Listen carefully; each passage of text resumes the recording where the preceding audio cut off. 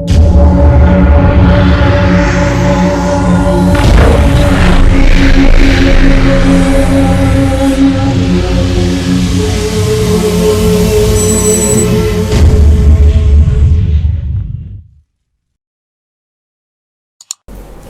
kembali lagi di podcast kita kali ini, podcast advokasi. Kenalin, aku Angel. Hari ini aku sudah bersama dengan narasumber kita yang sangat luar biasa, Ibu Desi. Bagaimana Ibu Desi kabarnya hari ini? Oke, halo Angel. Hari ini puji Tuhan saya sehat gitu ya, dan saya siap untuk menyampaikan informasi yang ingin disampaikan oleh BEMYU gitu ya. Baik teman-teman, Ibu Desi, beliau adalah dosen di Fakultas Psikologi. Baik, langsung saja ya. Di podcast kita kali ini, kita akan berbicara mengenai bagaimana sih psikis mahasiswa Unmer Malang angkatan Corona. Pasti teman-teman dan juga Ibu Desi sudah tahu kan, bahwasanya banyak nih mahasiswa-mahasiswa yang bahkan sampai semester tua ini belum sama sekali merasakan bagaimana sih kuliah itu, bagaimana sih dunia perkuliahan itu. Jadi bagaimana menurut pandangan Ibu Desi mengenai hal itu? Iya, ini pasti juga nggak menutup kemungkinan ya, dalam artian di semester angkatan Corona terutama itu pasti ngerasain yang namanya kecanggungan dalam perkuliahan. Gitu ya, karena mereka secara budaya perkuliahan mereka langsung online gitu ya, pasti agak sedikit menimbulkan stressful. Begitu juga nggak nutup kemungkinan juga untuk yang semester angkatan atas, perubahan dari yang offline menjadi online itu juga pasti menimbulkan yang namanya stres tersendiri gitu ya, apalagi angkatan yang mau skripsi nih gitu ya. Kalau misalnya kita mau lihat nih di media sosial, pasti nih melihat curhatan-curhatan kakak tingkat gitu ya. Iya, yang skripsinya harus online, yang mana mungkin online ini nggak akan semudah seperti offline gitu ya. Nah, jadi pastinya di masa pandemik ini gitu ya, perubahan-perubahan adaptasi gitu ya, dari yang offline menjadi online pasti akan menimbulkan sedikit atau banyak kesulitan gitu ya, stres Angel. juga ya Bu ya. Gitu. Meskipun yang angkatan Corona ini saya panggil angkatan Corona nggak apa-apa ya? Nggak apa-apa Bu. Sesuai dengan topik kita ya Bu, angkatan Corona. Angkatan Corona, angkatan 2020 dan 2021 gitu ya. Iya. Dalam artian mereka dari awalnya pun sudah sudah online pun, tapi bukan berarti mereka juga nggak mengalami yang namanya kesulitan. Pastinya, seperti itu. Jadi gini Bu, bagaimana pandangan Bu Desi mengenai mahasiswa yang memiliki karakter menutup diri dari lingkungan atau pendiam, dan di kondisi pembelajaran kan seperti ini kan membuat mereka ini semakin menutup diri ya Bu ya, karena seharusnya kan kami ini belajar untuk melatih diri, untuk bersosialisasi, untuk berkomunikasi. Lalu bagaimana Bu sebaiknya kami ini sebagai teman menanggapi hal itu? Dalam artian bagaimana sih kita ini sebagai teman mengajak agar dapat bekerja secara berkelompok, tidak individu. Contohnya seperti ada salah satu teman saya ini yang sangat menutup diri sekali Bu. Sebenarnya juga karena pandemi ini ya, karena kondisi saat ini. Jadi meskipun dia diberikan pertanyaan atau ditanyai dosen ini benar-benar kayak diem gitu Bu. Jadi bagaimana? Sebenarnya hal ini itu ya, jadi bukan hanya berfokus pada lingkungan saja yang menggerakkan dia untuk bisa aktif, tapi juga harus ada kesadaran nih dari subjek sendiri gitu ya, bahwa ketika saya diam saja maka saya juga nggak akan berkembang. Kayak gitu ya. Jadi ketika lingkungan ini sudah sudah berusaha untuk mengajak gitu ya, untuk aktif, ayo sama temen-temennya gitu ya, temennya ngajak untuk mungkin kerja kelompok, diskusi, dan dosen pun sudah berusaha untuk memberikan pancingan gitu ya. Kadang kan dosen ketika perkuliahan perkuliahan Zoom mungkin ya, gitu. Pasti dosennya akan tanya, apakah ada pertanyaan gitu ya, atau misalnya menanyakan ini bagaimana seperti ini gitu ya. Tapi ternyata si mahasiswa ini itu masih menutup diri. Nah, harus ada kebutuhan nih di mahasiswa ini bahwa saya memang butuh untuk harus aktif, sehingga akhirnya menggerakkan dia sendiri untuk menuju keaktifan itu tadi. Dan bahwa ketika kita pasif gitu ya, tidak bertanya ataupun hanya sekedar menjadi pendengar gitu ya, dan tidak melakukan sosialisasi kepada teman-temannya, maka ketika kita mungkin suatu saat nanti kita offline gitu ya, kita akan mengalami kesulitan juga, ya nggak sih? Pasti ngerasa nggak ada kedekatan gitu ya, dan akan ini nanti ketika perkuliahan prosesnya juga akan menjadi lebih sulit seperti itu. Kadang sulit juga sih Bu, kayak kita sebagai teman untuk numbuhin rasa itu, rasa kepekaan, misalnya kayak ayolah kita ikut, kita join gitu. Mungkin juga dari karakter juga ya Bu ya, seperti itu ya. Karakter itu bisa jadi gitu ya, yang namanya sifat. Itu kan kita punya ya sifat yang lebih memang cenderung untuk hanya menjadi seorang penerima gitu ya. Tetapi bukan berarti kita hanya nerima aja nih gitu ya. Bukan berarti kita hanya diem aja. Apapun yang kita berikan mungkin bisa jadi masukan juga buat teman-teman yang lain. Nah, ini juga mungkin saya baru terlintas nih gitu ya. Gimana nih caranya supaya teman-teman yang lain gitu ya bisa bukan merubah ya, tapi dalam artian bisa membuat hubungan ini menjadi baik gitu ya. Teman-teman mungkin bisa memberikan satu perlakuan gitu ya, bukan berarti ini khusus ya, dalam artian buatlah teman kalian yang mungkin pasif atau misalnya diam ini merasa bahwa mereka itu juga diperhatikan. Bukan berarti kita harus merhatiin full nih ke teman-temannya itu aja, enggak, tetapi bikin mereka bahwa mereka itu juga punya andil gitu ya, punya peran di circle-nya kalian, di kelasnya kalian. Misalnya mungkin tanya pendapat, atau misalnya ketika discuss gitu ya, minta mereka untuk memberikan advice gitu ya, supaya mereka juga ngerasa bahwa oh iya ya, saya ini diam itu bukan berarti nggak dianggap oleh teman-temannya gitu ya. Saya juga dibutuhkan nih perannya di dalam circle ini, sehingga mereka juga mungkin meskipun tidak seaktif teman-teman yang lain, tapi mereka juga bisa kasih bisa muncul gitu ya, bisa ngasih masukan, bisa ngasih pendapat. Jadi nggak teman-temannya itu aja yang muncul. Nah, itu juga mungkin bisa dilakukan oleh dosen gitu ya. Mungkin kayak ini kok anaknya diem ya. Nah, ini juga sebenarnya menjadi kendala sih, karena kan yang diem ini nggak cuma 1-2 ya. Di kelas online ini pasti kita nggak bisa nge-cover semuanya. Iya, seperti itu. Tapi mungkin dengan itu tadi, dengan memberikan mereka part gitu ya, mereka bagian untuk mereka mengerjakan, atau misalnya memberikan mereka kesempatan untuk memberikan masukan, itu bisa jadi penggerak mereka untuk bisa lebih aktif seperti itu. Oke Bu, di kondisi pandemi kayak gini kan kita pasti setiap mahasiswa ini ngerasain, apalagi angkatan corona Bu ya, ngerasain yang namanya tuh culture shock kuliah ya. Jadi Bu Desi, lalu bagaimana ya cara agar kita ini terhindar dari gangguan mental dalam kondisi saat ini, dalam menghadapi kondisi kayak seperti ini? Ini culture shock yang seperti apa nih kalau boleh tahu? Culture shock terhadap budaya kuliah? Iya, budaya kuliah, transisi yang sangat-sangat ini ya. Nah, mendadak sekali gitu ya.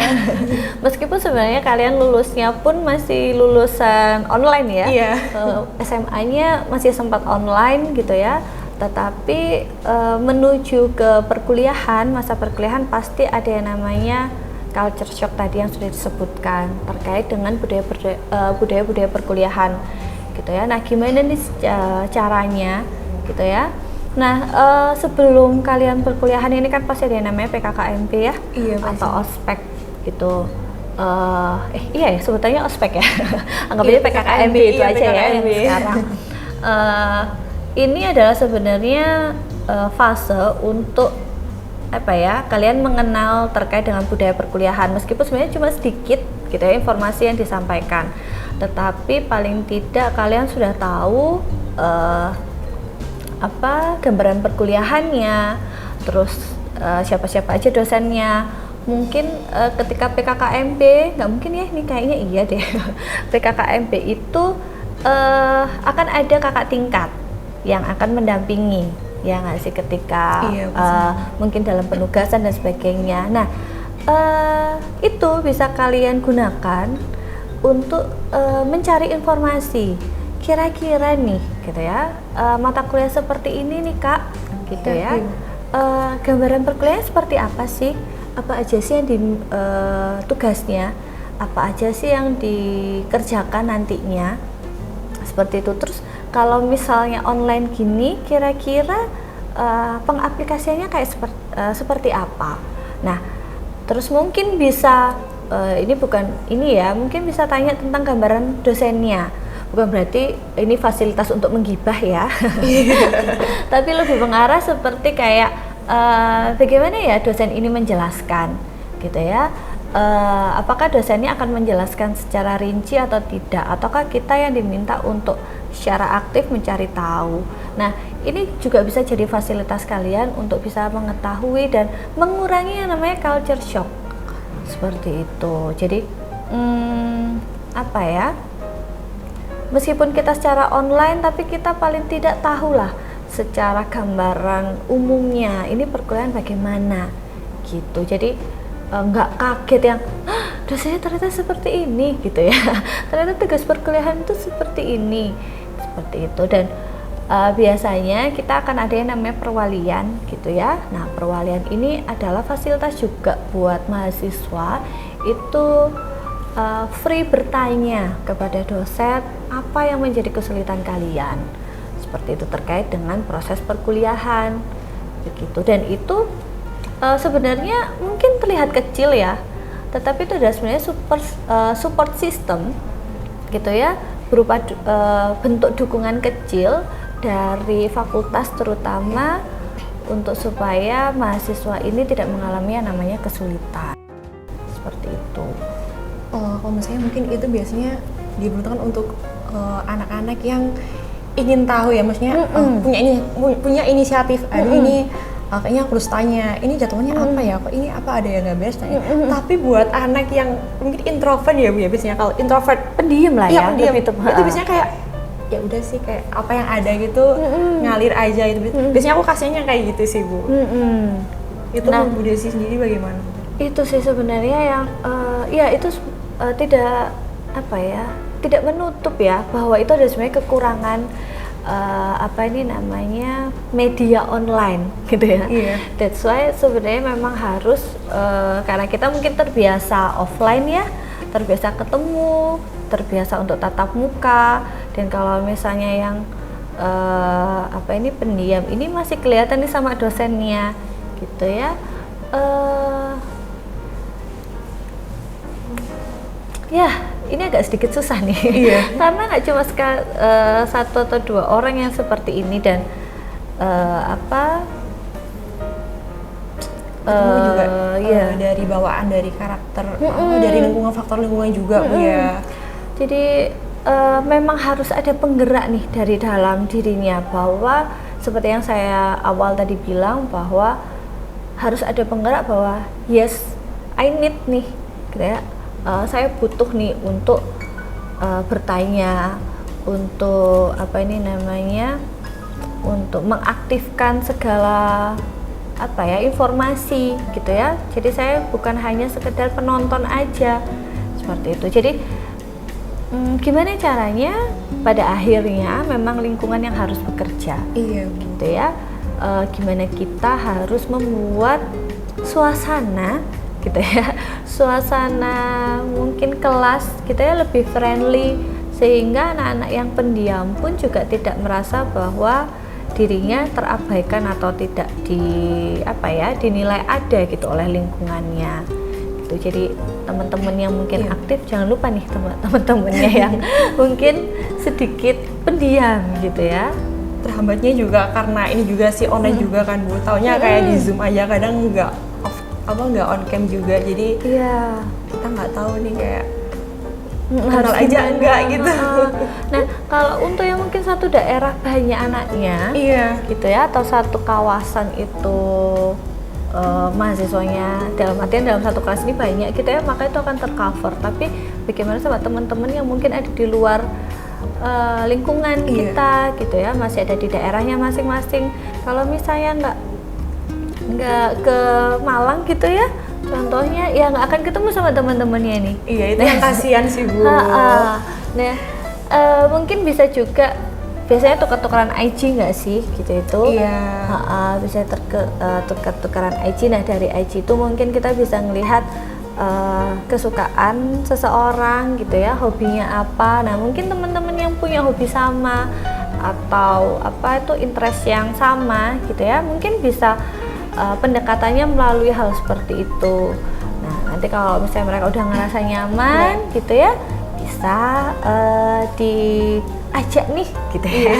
Kalau udah saling kenal gitu ya. Jadi juga ini dari kepekaan faktor lingkungan juga sih, kepekaan dari kitanya juga. Kadang kasihan kan Bu, kayak tipe-tipe mahasiswa kayak gitu tuh, kadang mereka dicampakkan kayak kelompok gitu kan, misalnya aduh ini kok kurang ya gitu, makanya kayak aduh nggak usah deh gitu. Itu kadang yang bikin kayak aduh ayo lah gitu. Iya, apalagi sekarang perkuliahan itu sebenarnya adalah sistem mandiri ya. Karena saya selalu mungkin mahasiswa saya gitu ya selalu ingat bahwa saya selalu bilang bahwa kerjakan yang aktif gitu ya. Yang nggak aktif ya sudah, karena perkuliahan ini kita nggak seperti sekolah ya yang masih bisa ini. Nah, itu juga yang mungkin akhirnya membuat mahasiswa yang tidak aktif itu benar-benar akan tidak aktif. Padahal sebenarnya itu sebenarnya penggerak ya, dari dosen itu sebenarnya penggerak untuk supaya mahasiswa yang aktif itu bisa aktif. Tapi untuk mahasiswa yang amat sangat tidak peduli, akhirnya benar-benar tidak aktif gitu ya. Nah, itu bisa menjadi nyaman dia. Dan itu bisa jadi bumerang juga gitu ya. Saya juga merasakan hal yang sama ini sebenarnya. Nah, itu gimana caranya? Nah, akhirnya memang anggota kelompok sendiri, teman-teman ini yang akhirnya harus effort juga gitu ya untuk mengaktifkan teman-teman yang mungkin masih pasif dan sebagainya. Dan kembali lagi gitu ya, ini bukan jadi tanggung jawab lingkungan aja nih gitu ya, karena kembali lagi keaktifan itu dari diri sendiri. Jadi karakter juga, pribadi juga ya Bu. Jadi kalau misalnya terjadi sesuatu ini bukan karena tanggung jawab lingkungan, tapi karena juga tanggung jawab diri sendiri. Jadi saya harap teman-teman yang mungkin gitu ya ngerasa bahwa diam itu adalah emas gitu ya. Tidak semua diam itu menjadi emas gitu ya. Karena emas itu kalau nggak diasah ya, batu itu kalau nggak diasah nggak akan menemukan yang namanya emas ini tadi, sehingga akan menjadi bumerang juga buat diri kita, karena yang aktif akan menjadi lebih aktif gitu ya, yang tidak aktif juga akan menjadi lebih tidak terlihat seperti itu. Jadi kembali lagi ini bukan tanggung jawab lingkungan ya, tetapi diri sendiri juga seperti itu. Kadang kan kita kalau online ini pasti ada Bu ya perasaan kayak cemas, takut, stres, apalagi kalau banyak tugas nih. Aduh nggak pernah Zoom tapi kok tiba-tiba numpuk nih di siakat. Nah, caranya nanggulangin itu gimana sih Bu? Dari sudut pandang psikologi ya. Psikologi. Oke. Hal ini gitu ya pasti nggak cuma dialami oleh mahasiswa ya, semua orang yang mengalami yang namanya fase bekerja di rumah atau mengerjakan sesuatu tuh dari rumah, pasti ada yang namanya terlena dengan kegiatan-kegiatan di rumah gitu ya. Nah, ini gimana caranya supaya kita bisa mengurangi yang namanya stres ini tadi. Kalau menurut saya gitu ya, ini adalah terkait dengan time management. Dan kita melihat bahwa ada suatu prioritas yang harus kita kerjakan. Begitu. Jadi kalau kuliah offline bisa SKS ya, sistem kebut semalam.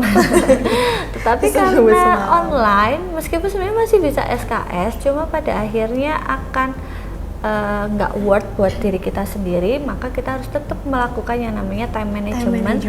Meskipun kita secara online, dan kita harus menempatkan sisi prioritas kita, mana nih yang mau kita kerjakan terlebih dahulu, seperti itu. Kasarannya jangan nyepelein gitu ya Bu ya? Iya, karena tadi seperti yang Angel bilang bahwa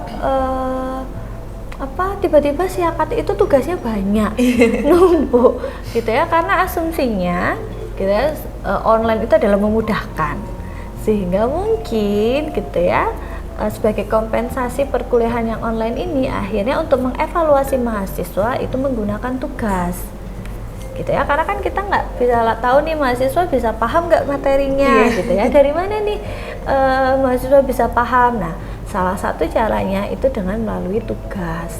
That's why kenapa akhirnya online ini terkesan tugasnya banyak banget. Seperti itu adalah sebenarnya untuk menilai bahwa seberapa besar sih mahasiswa ini paham dengan materinya. Dan tanggung jawabnya juga ya Bu ya? Yes, begitu. Karena kita nggak mau mahasiswa itu juga hanya menerima. Nanti pasti ada pertanyaan, gimana nih mahasiswa pandemi gitu ya, paham materinya dari mana nih? Ya, kita bisa melihatnya itu dari tugas yang diberikan oleh dosen. Begitu. Baik, kurang berapa lama ini? Cukup. Oke. Informasinya sudah cukup semuanya atau masih ada lagi? Waktunya apa kurang lama? Kalau masih ada bahasa apa, kalau udah mau ditutup juga. Oke. Angela ada ngerasa saya ada nge-lag nggak tadi? Mungkin ada yang belum saya sampaikan. Enggak, sudah cukup bagus Bu. Kayaknya tadi saya ngelambiar nih. Ngelambiar lagi nih. Enggak kok, Angela. udah masuk di topik. Langsung aja kalau gitu ya. Nih, baik. Mungkin ada pesan dari Bu Desi ya untuk mahasiswa Unmer Malang nih agar tetap bisa menjaga kesehatan secara rohani maupun jasmani dan bagaimana cara mengatasi stres dan cemas di kala pembelajaran daring saat ini. Oke, baik Angel. Jadi ini kesimpulannya ya untuk teman-teman semuanya yang semuanya ya semuanya sedang menjalankan perkuliahan online. Ini gimana supaya nggak stressful gitu ya, nggak terjadi yang namanya burnout nih. Jadi burnout itu level yang paling membuat mengarah pada tadi sempat bilang depresi dan sebagainya gitu ya. Nah, yang pertama adalah kita harus memahami bahwa kondisi ini, pandemik ini memang harus memaksa kita untuk merubah kebiasaan kita. Yang mana itu dari offline menjadi online. Kita harus pahami dulu nih bahwa memang ini adalah sesuatu yang nggak bisa kita rubah gitu ya, karena memang supaya tidak semakin meningkat gitu ya, harus ditetapkan kebijakan seperti ini. Lalu yang kedua bahwa setiap perkuliahan online itu tidak akan sama seperti kuliah offline gitu ya, pasti ada kekurangannya, tidak mungkin tidak seenak ketika kuliah offline. Jadi kita juga harus punya